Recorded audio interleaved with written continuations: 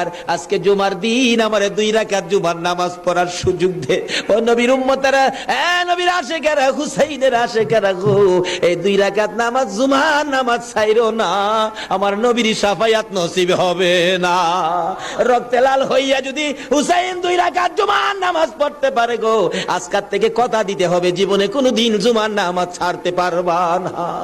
জুমার নামাজ আদায় করতে সময়টুকুন দিলে নামাজ শুরু করে দিলেন, রুকু সিজদার কাজ শেষ করে তাশাহুদে বসে সালাম ফিরানোর আগ পর্যন্ত কাছাকাছি বসে বসে এই যদি সৈন্যরা নামাজের ভিতরে প্রত্যক্ষদর্শীরা বলেন এক একটা করে তীর মারে হুসাইনের গায়ে।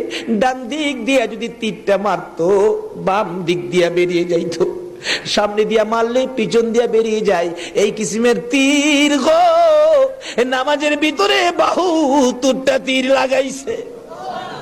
হুসাইন সালামটা ফিরাইয়া নানা গো